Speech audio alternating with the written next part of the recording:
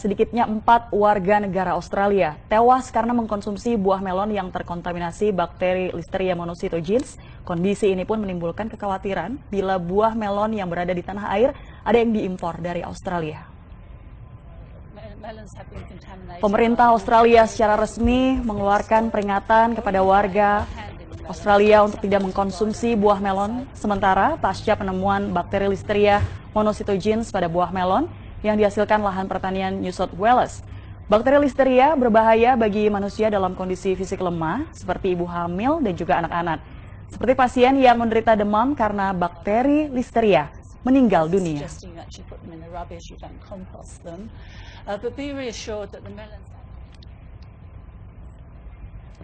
Ya, saudara, mengkonsumsi buah sejatinya menyehatkan tubuh, tapi lain cerita jika buah terkontaminasi bakteri ini.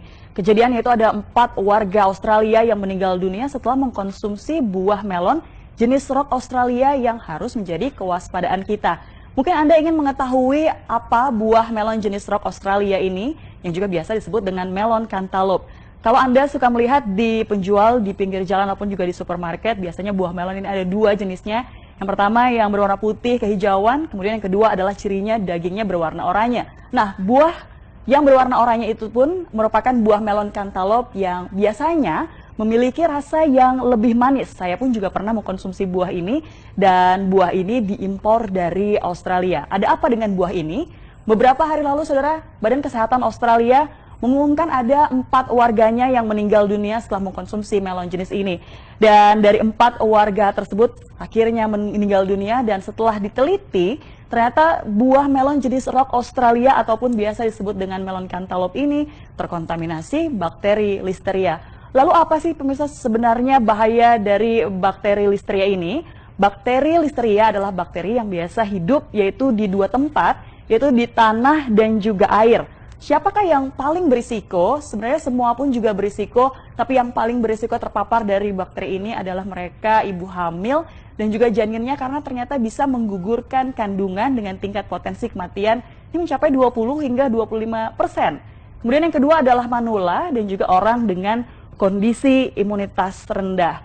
Nah, saudara, jika terpapar bakteri ini, seseorang akan mengalami sejumlah gejala. Seperti apa saja gejalanya? Kalau kita bisa melihat ini gejalanya adalah yang pertama yaitu demam, kemudian diare, mual, pusing, kejang, hingga akhirnya menyebabkan kematian seperti yang terjadi di Australia.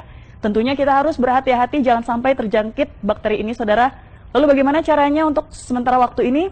Jangan mengkonsumsi melon jenis rock Australia atau biasa disebut dengan melon cantaloupe. Jikapun memang Anda memilikinya di kulkas, lebih baik Anda buang saja. Dan mungkin informasi ini masih belum terdengar oleh para penjual ataupun pedagang buah di pinggir jalan.